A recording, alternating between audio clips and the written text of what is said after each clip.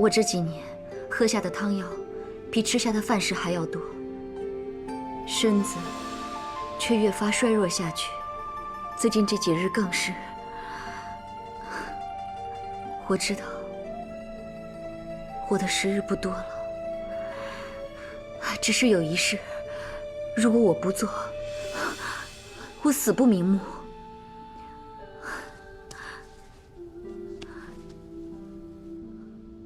我只想在死之前再见皇上一面。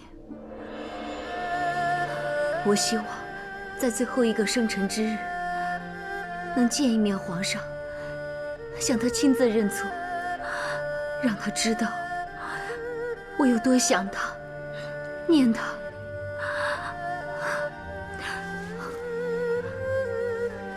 皇后，这是我最后的恳求，求皇后把这悔旧书交与皇上。我知道，只有皇后你，才能让皇上了我心愿。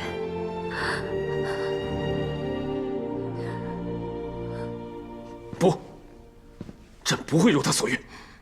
陛下，这里面写的都是臣娇对过往的忏悔和对陛下的思念，字字泣血，只为能见陛下一面。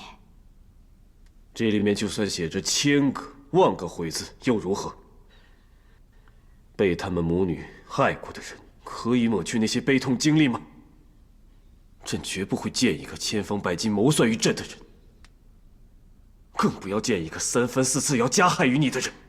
千错万错都已经过去了，而且臣妾早已淡忘。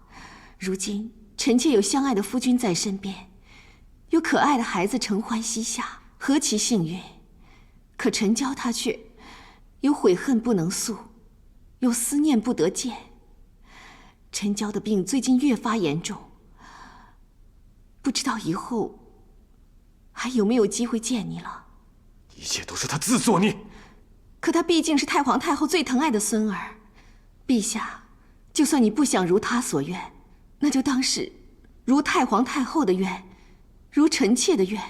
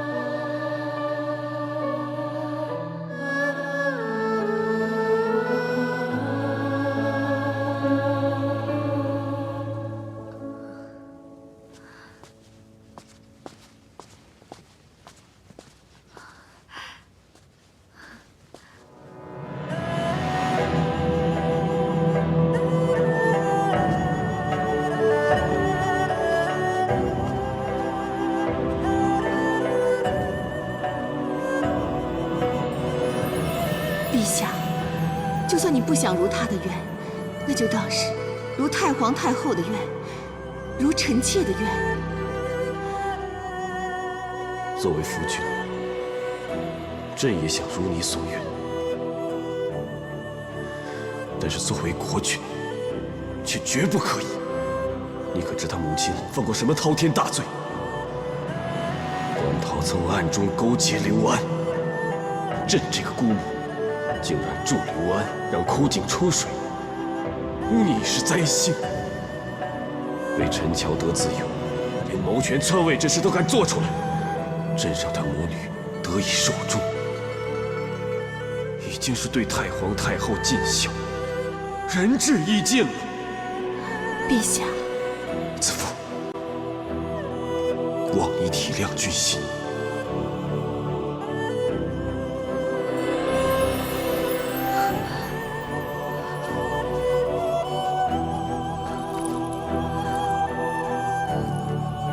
我先扶你进去吧。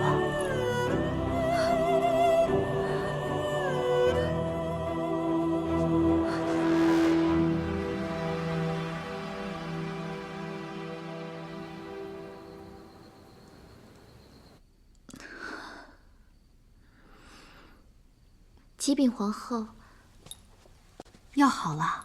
我来。皇后，不要走开，多陪我一会儿吧。先放下吧。诺。你看外面，月色清亮，照得万物光滑如炼。你这里恬静非常，是今夜赏月的好地方。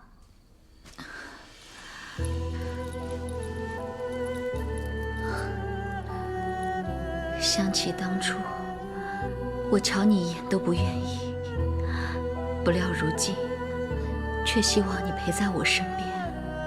子夫对不起你，未能劝得皇上。我相信你以全力相劝。我也明白，皇上今生今世都不愿意再见我。罢了，我在这里等了这么久，早该知道结果如此。你不用替我难过，我只是作茧自缚罢了。皇上其实知你有悔意，只是皇上有他的难处，希望你体谅。你真好，什么都好，就是心太软了。你就没有想过，是我不安好心，假意悔改，利用你重返宫闱。我信真诚以待，必有善意相报。可是权欲熏心，你的真诚很容易被人利用。你可知道，你的位置有多少人觊觎？不能不防啊！后宫人多，心思难免疏逸。即使以诚相待，可总会有为权、为利、为君、为情而筹谋算计的人。谢谢你的提点，子父也会谨慎防患。可是我始终相信，有为己欲而害人者，也有舍私利而愿意帮助照应者。诚心待人，必得天佑人助。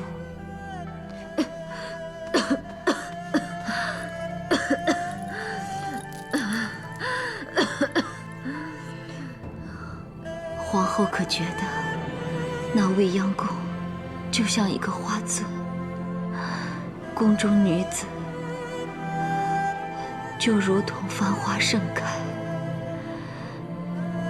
等待皇上这个赏花者到来。昨日芍药盛放，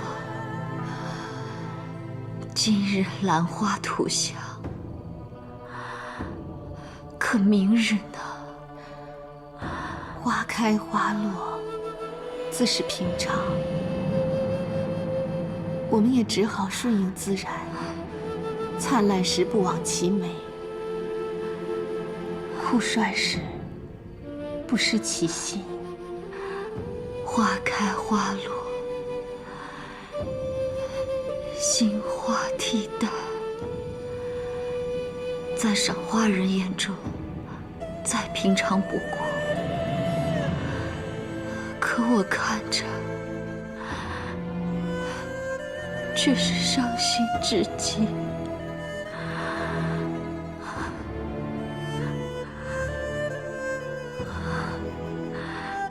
想不到，我陈娇最后是在贤后怀里。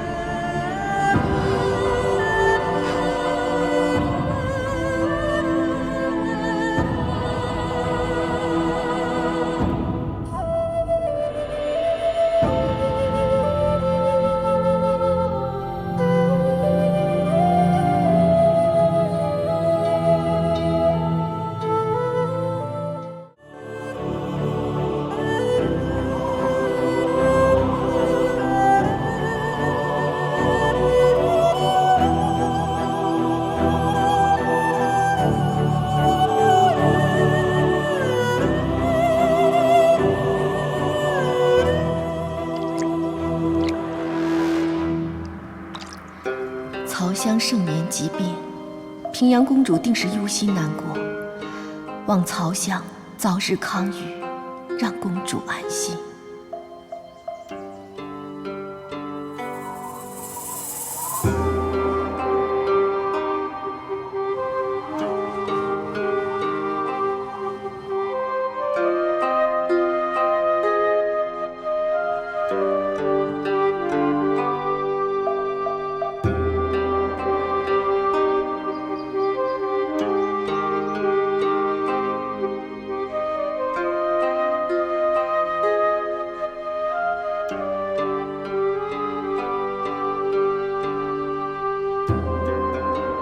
姐姐节哀。襄儿去世，不幸的事情接二连三的发生，姐姐此时必定难过。那夏侯婆与他父亲的势必通奸，事情败露，而畏罪自杀，死不足惜。反正姐姐与他已分了，只是姐姐将全部心思都放在儿子身上，却偏偏造物弄人，让他失去了依靠。公主是女中豪杰，不会轻易垮掉的。如今公主肯从平阳县搬回长安府邸，足可见她想通了。要不然，也不会修书告知陛下她的行程。但愿如你所言，只怕姐姐好强，沮丧之情不欲被人看见，郁结在心，反而难解。陛下，陛下正好要去坝上祭天，回宫之时必会经过平阳侯府，何不前往与姐姐一聚？如果能得到陛下的关顾，姐姐定会觉得窝心，因为陛下是她唯一的至亲了。若不见，朕也难以安心。但愿朕此行能够开解姐姐心中愁苦。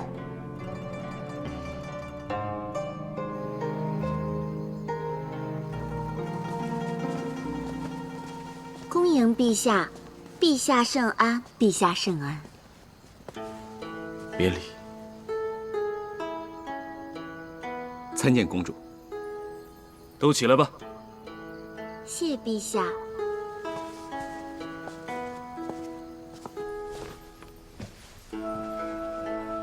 这几年，姐姐让弟弟好惦记。这几年发生太多事，知道陛下挂心于我，可我并非无坚不摧之人，历经太多生死离别，我也需要些时日静思。那姐姐如今作何打算？命由天定，事在人为，我不会再埋首于往昔，陷身于困顿，任由它春去秋来，人去楼空。我依旧安享这静好岁月，笑看今朝。姐姐能看得开，那就好。久不见大将军，近来可好？如今外敌远遁，国泰民安，又有段大哥带皇上巡查各地，所以臣呢也可以专心的安排边关布防，训练新军。军务之外，大将军也应该好好享受你以半生血汗换来的太平盛世。那以后啊，你就多与朕狩猎对弈。臣遵旨。啊，姐姐既然回来了，就安顿在长安吧，与我们同享福音，也好让朕安心。弟弟放心，我既然已回长安，就要做回以往的平阳公主。那就好。皇后还特意让朕带来了百香酿，盼你岁月生香。怎知美酒未饮，已见其效。姐姐风采气度，不减当年。岁月生香是我毕生的所愿，我就多谢皇后记挂了。只是要论风采，就比不上今日长安百姓所盛传的女子。那女子的周越风姿，还有歌谣口耳相传，不知弟弟是否有听过？是什么歌谣？北方有佳人，绝世而独立，一顾倾人城，再顾倾人国。宁不知倾城与倾国，佳人难再得。真有此歌谣中的佳人？这佳人不就在朕的皇宫里？除了皇后，谁还能堪称倾城倾国？皇后自然是绝世佳人，但歌谣中这美女，却另有人在。且凑巧就在我府中，弟弟不妨一见。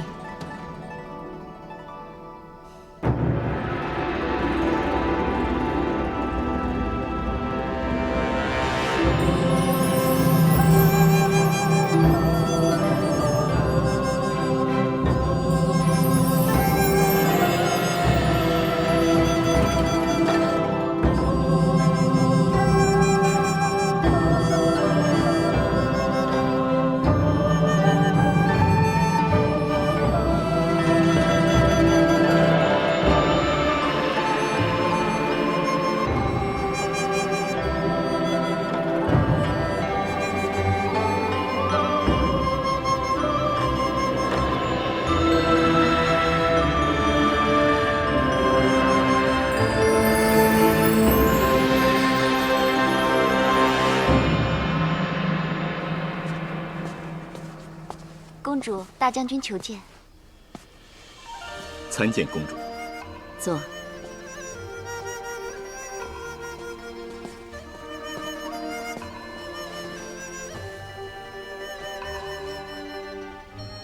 公主早知道我会来。时光流转，相聚又相散，好几年未与你饮酒共叙了。是。看到你一切都好，我也安心了。飞鸾和俊逸，你也定好好照顾着吧。飞鸾渐老，稍见衰落；俊逸则很好，青出于蓝，比飞鸾年轻的时候更加矫健有悍。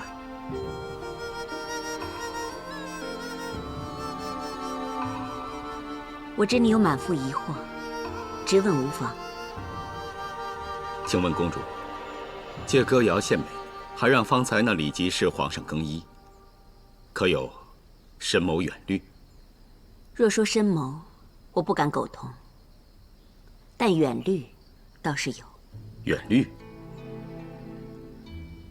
公主得君上关心，臣民敬重，又何须忧虑？皇上关爱，是因怜我经丧子之痛，孤身一人；臣民敬重，也是因我有皇上撑腰。但倚仗皇上怜悯，岂是长久之计？我既然决定重新振作，就要献美，以保皇上的宠信。如今我无夫无子，若想自保，不靠一己手腕，还能靠谁？其实公主可以依靠的人很多，皇上与你姐弟情深，卫青也愿意一直为公主牛马，还有皇后，指望公主岁月生香，幸福可期。可一旦出事，你们就先顾着自己，一如你姐姐当日面对勾结外戚的谣言，生怕被牵连与我同谋弄权，就牺牲我们的姻缘。公主，并非如此。往事已矣，多说无益。总之，我今日所为，绝非与你姐姐作对。毕竟，我已不是往日威风八面的平阳公主了。公主，李姬，她也不过是我此生飘摇命运中的一块救命浮木。当日我决意回长安，不料上天让我遇上她。虽是个家世凄惨的卖艺人，可相貌品行不凡。我一看便知道，若抓住她，往后的日子我或有保障。公主信得过他？她生性善良，也体味过人生百般辛苦。就算入了宫，也会与你姐姐一样，谦卑待人。何况皇后贤德，皇上对她恩爱情长，不会因为一个李姬而改变。你放心，无论如何，我都不会害你姐姐。有公主这番话，卫青就安心了。刚才莽撞，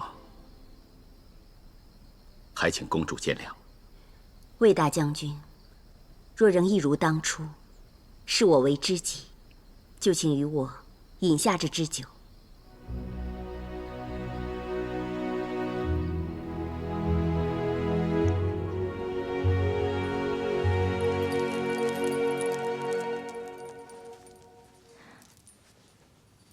怎么了？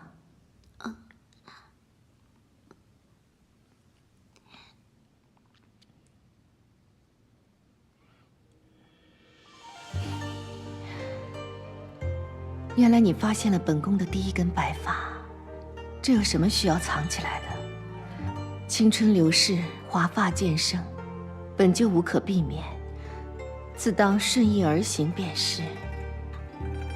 皇后风韵依旧，一点都没改变呢。普天之下哪有形貌不变之人？韶华易逝，容颜易老，青丝经岁月染白，并不可惧。指望此心此志能历久弥坚，就像皇上对皇后的真心一样。皇后，皇上已抵城门，会从御河入宫。不过听说还有一名女子陪同皇上归来。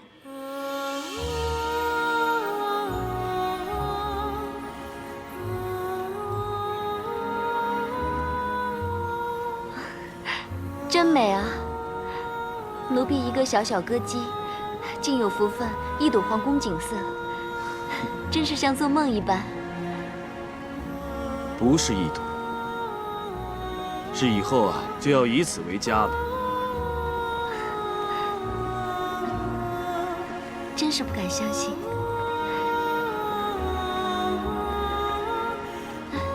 陛下，那座高高的是什么宫殿啊？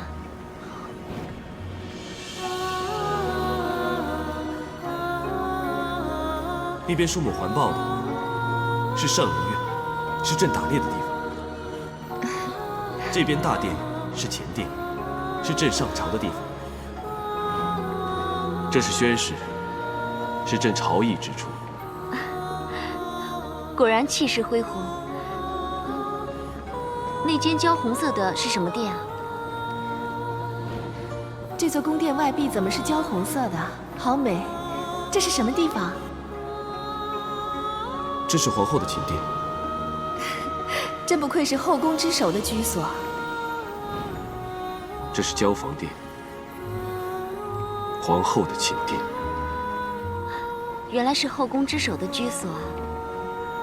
想当年，皇后入宫之时，也如你这般兴奋紧张。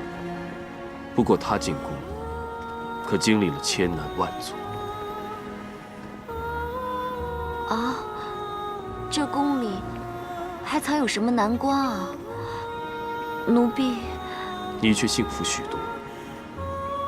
如今的皇后贤良淑德，在她的料理下，后宫众妃和乐融融，你不必有丝毫担心。那奴婢一定要拜见这位贤后。不错，后宫的一切大小事务都由皇后定夺。你入宫后首要便是到交房殿拜见皇后，记得要施礼，用心听皇后之言。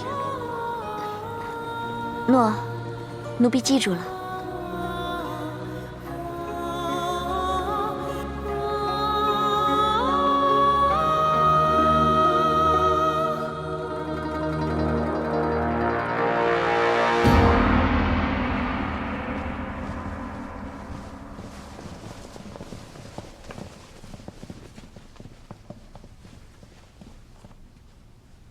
参见陛下。免礼平身。谢陛下。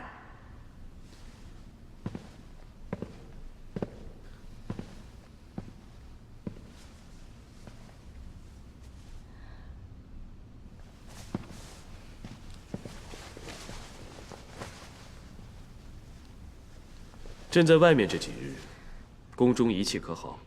陛下出宫为民祈福，宫中上下也全心为大汉万民祝祷。姐妹们都盼着陛下归来，分享民间所见所闻呢。朕这一路见闻颇多，收获也是不少。不过最令朕开怀的是姐姐终于振作了，她心情好转，朕心中的一块大石也总算是放下了。臣妾也盼着能与她一续呢。这是当然。她已回长安，往后你们就能多见面了。这次朕在她府上还带了一人回来。臣妾也有所闻，听说陛下圣恩眷顾一位歌姬，为何不见她同来呢？皇后愿意一见，朕才传召。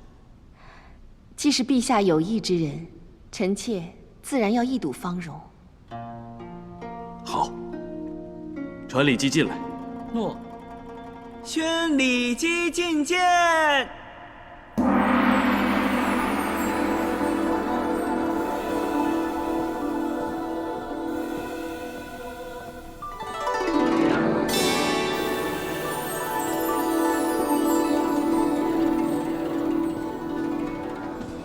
奴婢李氏拜见陛下、皇后，愿陛下圣安，皇后金安，也向众位姐姐问安。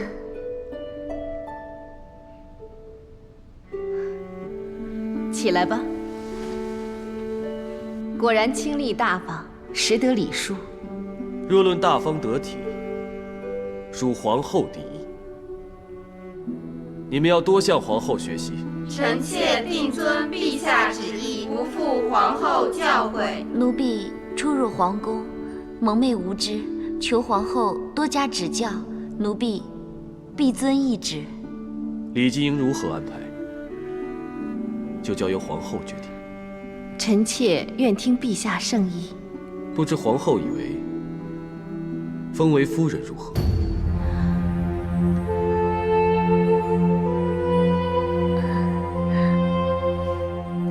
李姬如此清丽可人，谦逊守礼，深得君心，的确配得上夫人之号。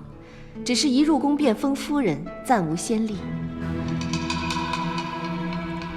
李姬，若让你先为佳人子，可会失望？是有点失望，但奴婢蒙圣恩而入宫，已觉无限尊荣，又岂敢奢求其他？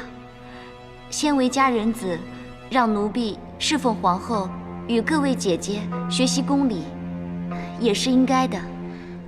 若去照顾先帝太妃的日常起居，又如何？奴婢谨遵皇后吩咐，照顾太妃之余，若许我在宣太后的殿中结尘除秽，以尽孝道，那就更好了。为什么？汉室不是以孝先行吗？可照顾太妃、打扫太后宫殿，就见不到皇上了。那也只能如此。既入宫，就应以宫中规矩、帝后心意为依归。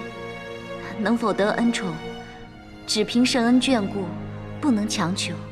既然如此，李姬听封。还不下跪听封？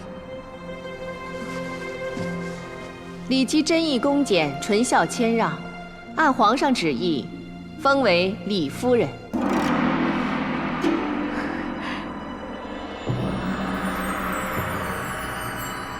还不快谢皇后恩典！谢皇后，臣妾日后定谨遵皇后教诲，恭谦而行，安分守己。既封了夫人，就等皇后赐殿于你吧。臣妾不敢奢望。自你方才入殿，本宫总觉得这殿中暗香浮动，不如就赐披香殿吧。好，披香殿好。谢陛下和皇后圣恩。起来吧。正妃日后要多照顾初入宫的李夫人，大家和睦相处，相互照应，一同侍奉皇上。诺。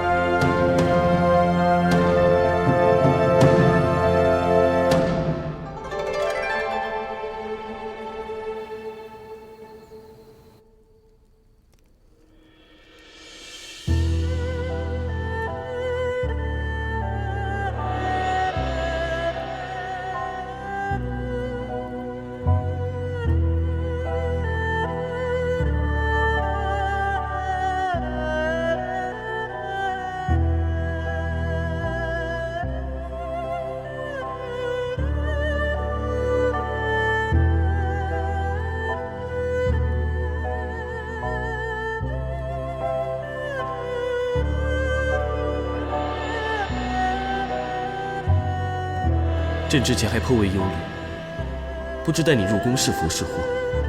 但既然上苍都如此安排，看来朕的决定不会错。子父，你注定就是朕的女人。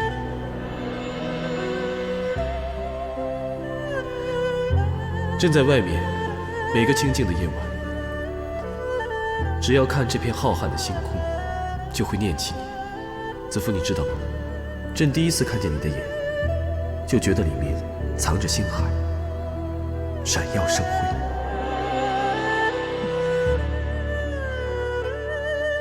想什么？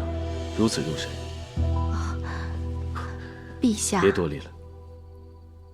这么晚了，陛下怎么来了？皇后的寝宫，朕不能来吗？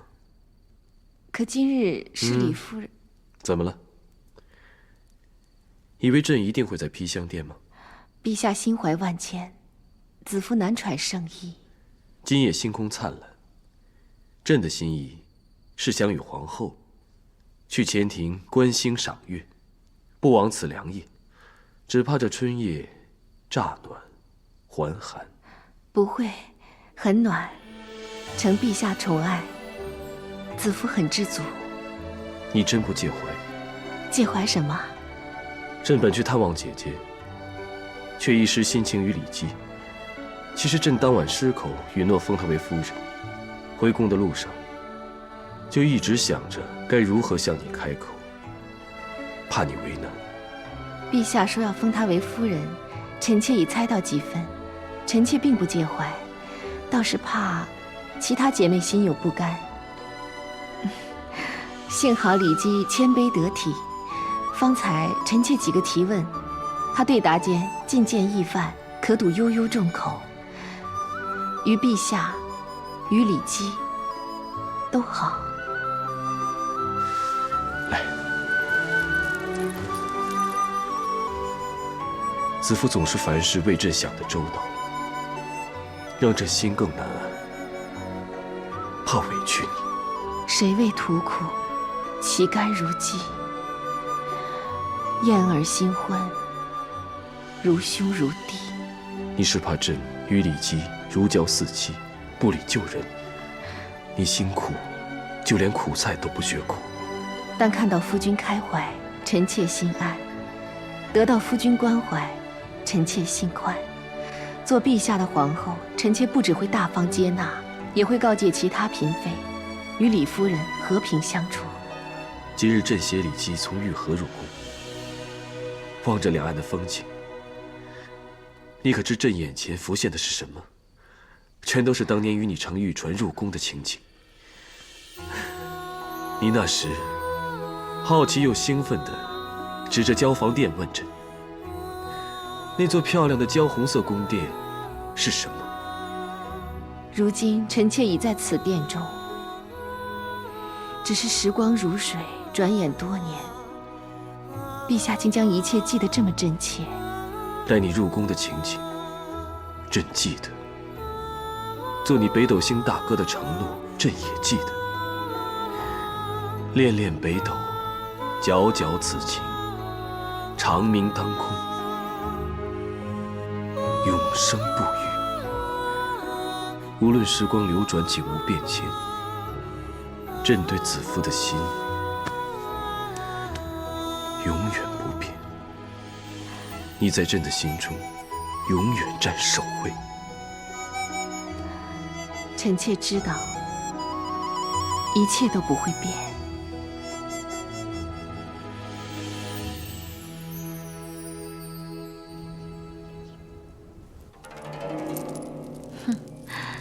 那个皇后，果然深得皇上之心。在殿上，皇上处处给她留面子。夫人一进宫就获册封，谁人能及啊？论姿色、年纪、舞技、音律、琴艺，夫人你可都是后宫第一人呐。那倒是。不过最重要的是，皇上已被我的肌肤之香深深迷住了。当夜，我只不过稍展媚功，他就答应封夫人赐宫殿，还赐给我各式上好的用品。这代表夫人已在宫中扎稳脚跟，独得帝宠。只要再生个皇子，管他是皇后还是太子，夫人都不用怕了。义父说过，对方盛世力强，我们一定要谦卑以对，不可太过嚣张。以前的艰辛苦练，不可功亏一篑。我要得到我的荣华富贵，以后就更要听义父的话，勤加练武，以美貌、体香、舞姿笼住帝心。外内修身，内媚修神，玉手绕春，兰芷轻弹，清香暗出，幻化无形。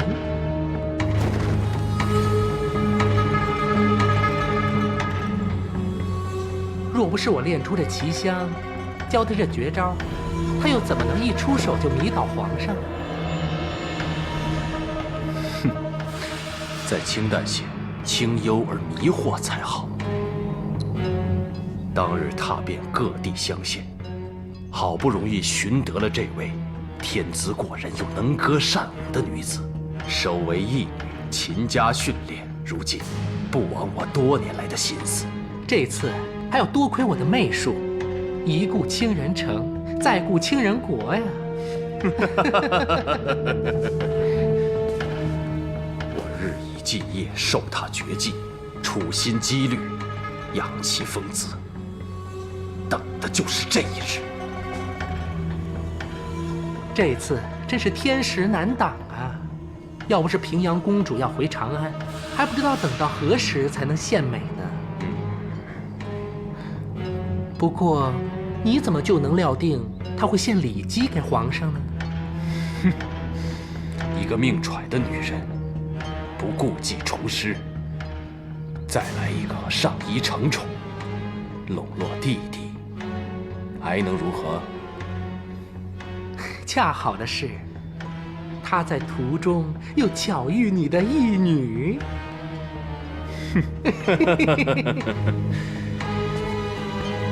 也算里姬争气，在平阳公主面前稍显身手，就被一眼挑中。平阳府既出了一个皇后，就是一块宝地，这样地利也在我手中。这个时候，我秘制的香粉和令他体内吐香的天香丸就派上用场了。那个皇上啊，被迷得神魂颠倒呢。加之最近大将军府移宫进进出出，看来那个卫青也是大限将至。有道天时不如地利，地利不如人和。只要卫青一死，卫氏一族清败，我就尽了天时地利人和了。时势利我，哼，我就不信我顺势而为，借势而上，还扳不倒那个妖女皇后，让狗皇帝痛不欲生。陛下，皇后与平阳公主求见。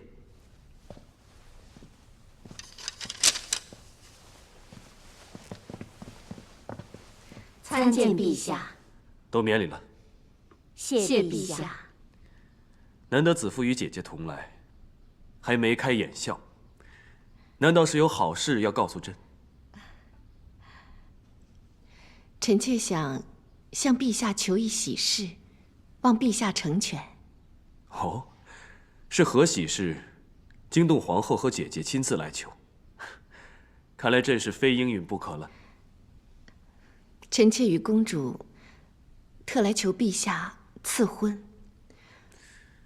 公主与卫青两情相悦，如今孤寡，理应共结连理，互托终生，还望陛下成全。不可。陛下，公主与卫青家世相匹，又情投意合，各无牵绊，陛下何以反对？还请陛下明示。事发突然，朕要深思熟虑，从长计议。陛下，究竟有何顾忌？这么多年来，我已经历太多，深感人生无常。我已经无心力再空等岁月。我与他早在多年之前已经互生情愫，只是造化弄人，波折不断，所以我们只能屡减姻缘，屡断肝肠。既然你们情深切切，何不自结良缘？反要来求朕赐婚？正因为情切，所以情切。公主义无反顾，可是卫青始终不敢踏出这一步。陛下既然知道他们两情相悦，为何不愿成人之美？卫青情切，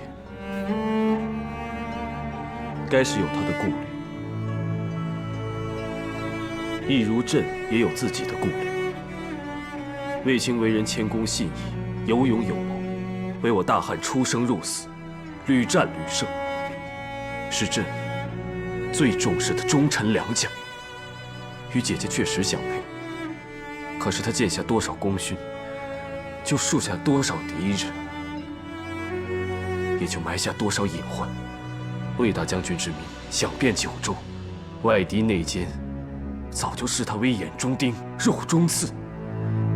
多少人处心积虑想报复他，多少人咬牙切齿要置他于死地。卫青为将为臣，这是他不得不冒的险。但朕怎忍心姐姐跟着他，随时随地都会有生命之忧呢？陛下，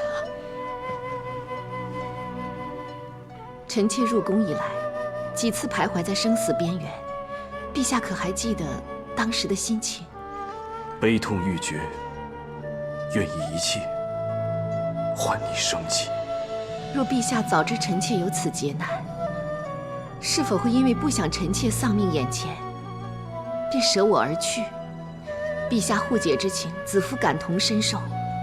可陛下亦是至情至性之人，姐弟连心，相信陛下定能感受公主与卫青情力波折，爱之艰深，不在你我之下。你我之情都不因生死而衰绝，深信他们俩亦然。若陛下不予成全，我与他终无死别，亦是胜利，同样痛苦。不管前方有何危险波折，不管前路可走多长，我只想抛开藩篱，与他携手，共度余生。求陛下成全。臣妾请陛下以情念情，成全他们吧。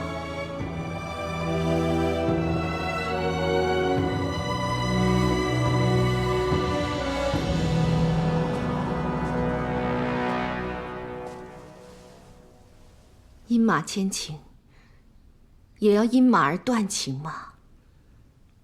姐姐，你知道了？公主已经向皇上求赐婚了。什么？公主的？皇上也已恩准。姐姐此次出宫来此，就是来传达皇上的旨意。公主对你情深一片，不要再辜负公主了。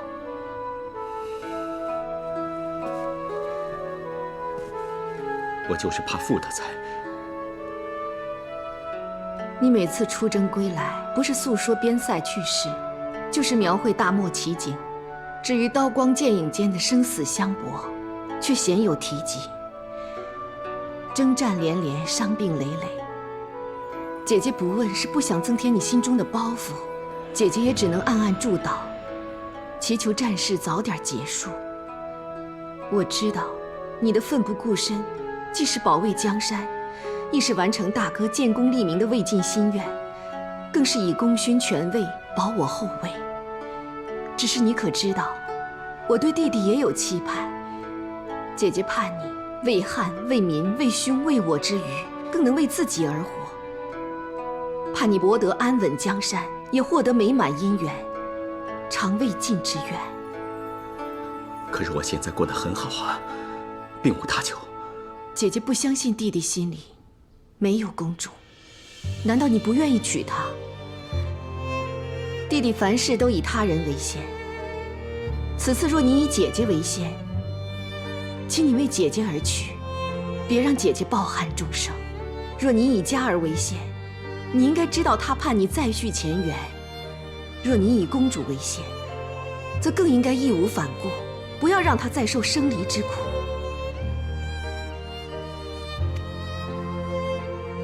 但姐姐最希望的是你以自己为先，别再违背心中之情。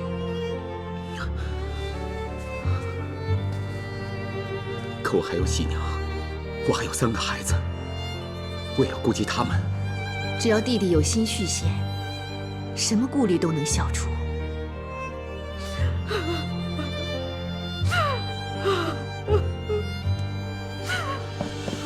喜娘，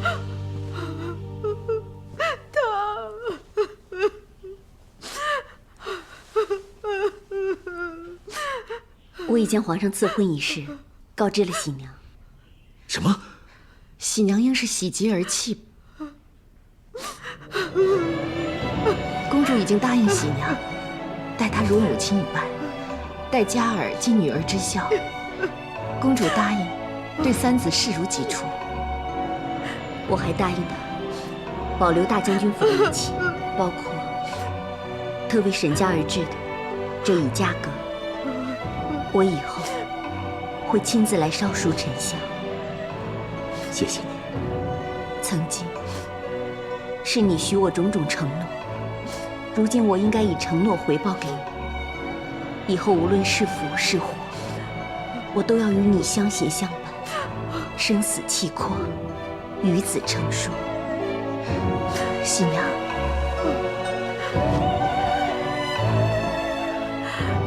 我本以为佳儿走了，我就再无爱女，谁想如今，老天竟能让这个家重新完整。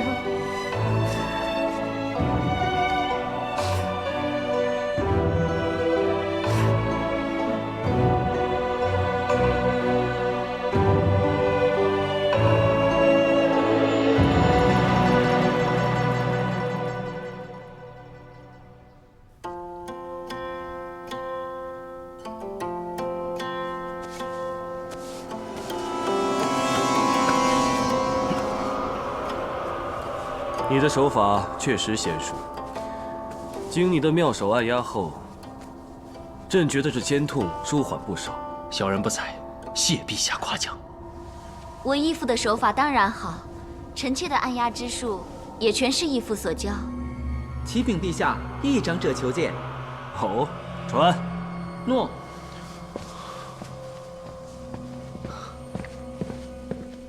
陛下万安，向李夫人问安。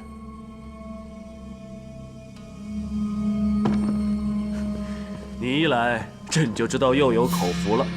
皇后说，陛下近日常常周身酸痛，特命懿寒做了这冰湖玉露，呈与陛下品尝，愿能以食疗身。冰湖玉露是橘子粒、荸荠以及雪梨，混入蔗汁，填入局中，在冰室冰过，能开胃解热，还有甘的清香，甘甜可口。好，皇后真是有心。大家最近都为朕的病途费心呢。这袁叔是李夫人的义父，入宫来帮朕按压，也真有奇效。才按了一会儿，朕的肩痛已经好了不少。议长者也很有心思，所准备的食疗确实适合陛下。你何以知道适合朕呢？小人刚才帮陛下按压之时，感觉到陛下经络不通，陛下该是肝气郁结，胆经不畅，所以近来两肋隐隐作痛，偶有抽搐。确实如此，而且应是常觉口苦，口苦因肝气外泄，两肋作痛则因肝胆同源，想必陛下近日也会烦躁易怒吧？你只是为朕按压一次，便知之甚详，看来也精于医理。懿寒，那你的甜点是专为肝郁气滞而做的吧？里面的荸荠、雪梨以及蔗汁全是去肝火之物，橘子也有理气健胃、散结止痛之效。冰冻成雪泥，更能吸附橘子的香气，清凉可口，有助食欲。你与懿寒皆精通医理，可其为朕断出疑难杂症。小人曾听说，议长者与刘安登坛舌战，阻刘安迷惑百姓。相对之下，小人所识只是皮毛。李夫人说你医卜星象皆精，果然。那天文也通晓？谈不上通晓，略懂推断眼前现象而已。小人常年观察得知，日旁现光环，必有三更雨。蚂蚁倾巢出，必引风雨至。上次小人就是以此预知有雨。若朕身边能够得到更多的能士辅佐，共抗天灾，大汉必会国祚绵长。但朕更愿天助我大汉万民。陛下有振民之心，天必大助啊！其实小人看来，不待陛下祭天，天已回应善心。此话何解？只因甲子日雷响，必五谷大丰。今日虽是甲子日，可是并未见有雷呀。陛下天子之身，天地万物俱在陛下手中。正如此刻，撼天雷响，震慑未央。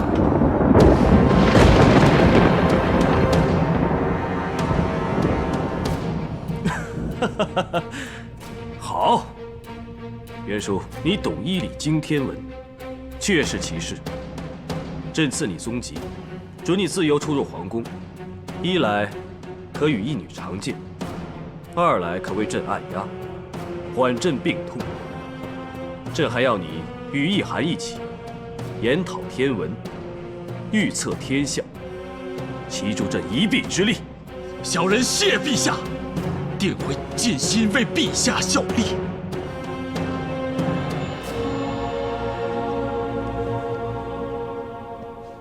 依义叔叔观察，袁叔在殿上一直暗中留意室外风云燕雀动静，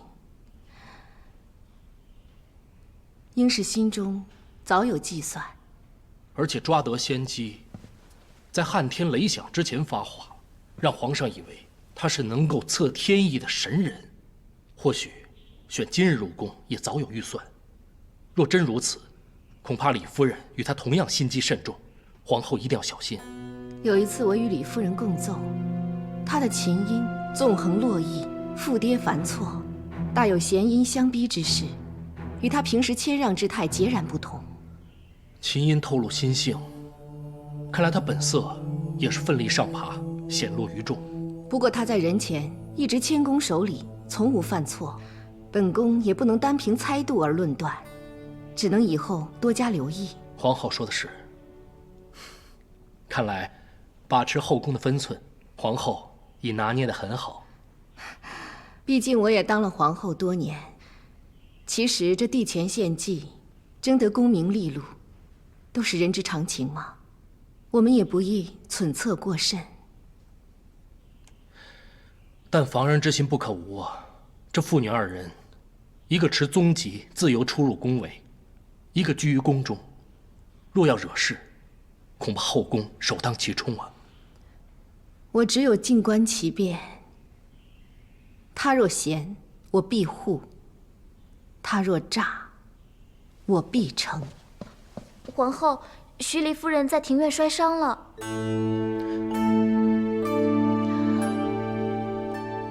皇后驾到！免礼。参见皇后。情况如何？已无大碍，但额上的伤需调理10日，幸好没有摔在石头上，否则性命堪忧啊。好，快去开房煮药吧。诺。姐姐就先在我店里休养，以便我亲自照看。谢皇后。这到底是怎么回事？一切都是臣妾的错，都怪我疏忽，在庭院练武时挥动长卷绊倒了姐姐，竟让姐姐受如此重的伤，还求皇后与姐姐原谅。那长卷舞，你一直都收放自如，今日怎会？臣妾这2天只是想练一些新花式献与皇上，谁知练得太专注，没有留意人来人往，恰巧徐黎夫人经过踩在上面。可是我练得太投入，全然不知，谁料一拉长卷，就闻得姐姐摔倒的声音。真不知你是无心之失，还是有意为之。妹妹真的是无心的，还求姐姐原谅，求皇后恕罪。你跳舞时目光流转，怎会不见我走来？我刚一踩上去，你就用力拉扯长卷，将我摔倒，哪有这等巧事啊？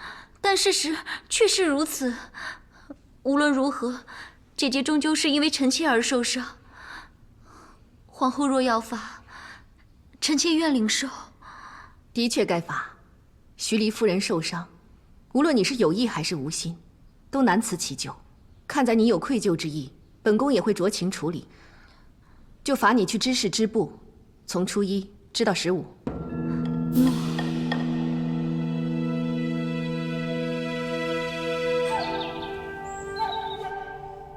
要怪就怪你自己，沉不住气，时机未成熟就惹是生非，几乎把自己的本性心计全都显露于人前。但那徐黎夫人实在可恨，总是维护皇后，替皇后压我。我也是一时气愤，才出手教训。那你想要人留下口舌，说你恃宠生骄吗？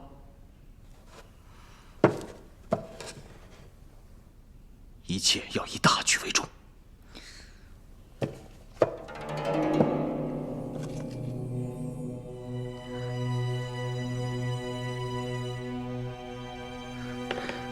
这几日再怎么吃天香丸也是白吃，每日都要去知事支部，不但累得头晕眼花，还要假装自责反省。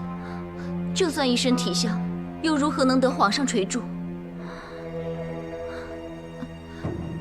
你怎么样？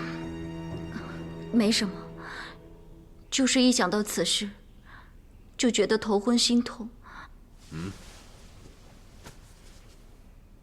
想着要不停向他们低声下气，还要假装谦卑恭顺，我就难受。真希望早点高飞，到时候要那皇后百倍偿还。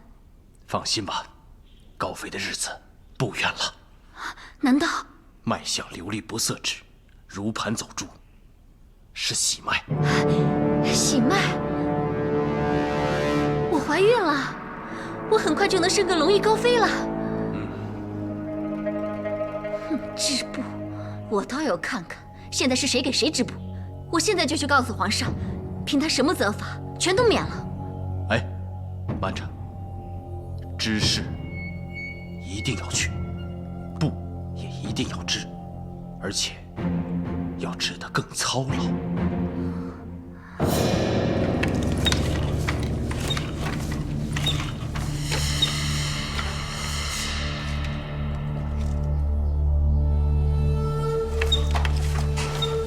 皇后驾到！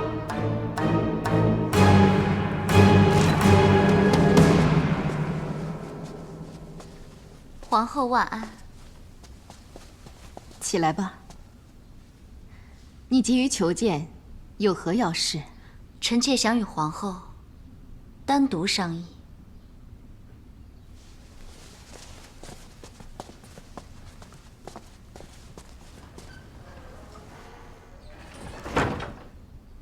有何密事不能宣知众人？臣妾今日还未用早膳，就前来知事支部了。李夫人既然诚心思过，本宫倍感宽慰，时时已到，便可离开。可是臣妾在支部时，左右思量，越想越觉得臣妾并无过错。你此话何意？臣妾并非有意伤害徐黎夫人，不过是徐黎夫人自己踩上我的长卷，岂是臣妾所能料？即便是意外，也因你不小心而起。如今徐黎夫人受伤，难道你就全无责任？况且你也说过，甘愿受罚。臣妾是感念徐黎夫人的不幸，才退让一步，自请责罚。但皇后掌六宫，该能明辨是非才是。明知臣妾无辜，怎能无理处罚臣妾？你要求见本宫，到底所为何事？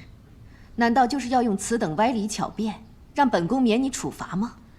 不是歪理，而是明理之人应当想到，徐黎夫人当时不知闪躲，就应该怀疑是否别有居心，自残以嫁祸于臣妾。如今她受伤，也是各安天命，怎能将所有的怨气都……闭嘴！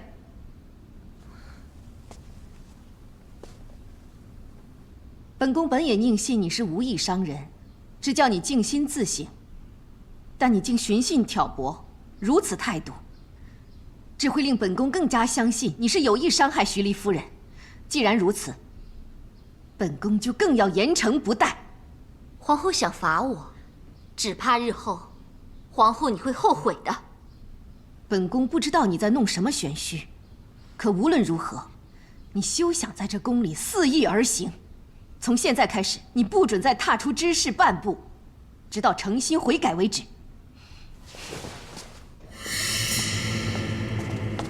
皇后，皇后，求皇后饶了臣妾吧！求皇后放过臣妾，与臣妾腹中的胎儿吧！皇后，我真的没有骗皇后啊！求皇后发发善心，让御医来看看臣妾吧。这可是龙翼呀，大汗的血脉啊！皇后，如此重罚，臣妾真的挨不住啊！皇后，别在此装模作样，起来！求皇后饶了臣妾，饶了我腹中胎儿。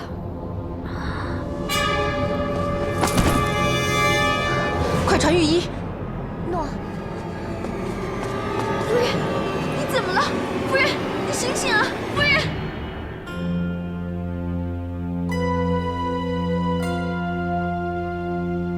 皇上驾到！参见陛下。都免礼了。怎么会突然晕倒？李夫人无碍，是怀了龙裔。这可是千真万确。夫人脉象流利不色之，如盘走珠，定是有喜。有身孕了。好啊，你以后就好好休养，需要什么就让白明告诉朕。定要小心身子，别又晕倒了。夫人身子虚弱，不宜再过操劳。还不快去为李夫人准备安胎之药，让她好好补气养身。诺。来，皇后，是臣妾有罪。你这是做什么？皇后，求皇后饶了臣妾吧，不要让臣妾再去知事受罚了。臣妾真的受不住啊！你告诉朕，是怎么回事？皇后命臣妾受罚于知事，没有皇后的命令，不能离开半步。可是，你既然已经有孕，就不用再去知事，好好调养身子，但是也要记住，注意你自己的言行，才可以立得以育儿。可是皇后不是说，即便臣妾怀有龙裔，也一定要受罚吗？本宫何时说过这样的话？到底发生了什么事？当日臣妾因误伤徐黎夫人，自认有过，甘愿受罚。可后来在知事，便觉得恶心难耐，又想到御师迟迟未来，便怕有了身孕。可本宫应你所求去了知事，你并没向本宫提起你有孕之事。臣妾说过，只是皇后不信。皇后还责怪臣妾恃宠生骄，寻借口逃避责罚，一派胡言，根本就是无中生有。皇后怎可污蔑臣妾？当时臣妾苦苦哀求皇后饶了腹中龙裔，可皇后不但不许，还加倍惩罚。臣妾为人如何，陛下最清楚。陛下认为臣妾是如此狠心之人吗？臣妾也句句真言，绝无半点虚假。若陛下不信的话，可亲自问他们，还有知事的侍女，他们全都听到了。不用问了。今早你求本宫屏退左右，所以已无人可作证。看来，你早已想好做这出戏了吧？臣妾冤枉！冤枉！在知事里，你对本宫狂妄无礼，出言不逊。可本宫方将知事门一打开，你就洒泪众人前，哭诉怀有身孕。皇后，天地良心，皇后怎可冤枉臣妾？臣妾虽然出身低微，但也懂得报城守贞，天地可证。求陛下信臣妾。陛下难道信他？臣妾若有半句虚言，诬害皇后，那臣妾愿意干裂肠断，花容尽毁。为了取信于皇上，已经对自己下如此毒誓，这母子连心，你就不怕伤及龙裔吗？若伤及龙裔，臣妾愿百倍受罚。公理自在人心，臣妾无惧无悔。快躺下，来。天下间，竟有你这等颠倒是非之人。本宫竟还让你入了宫，封了夫人。皇后，陛下不信臣妾。皇后认为此事适宜再论此事吗？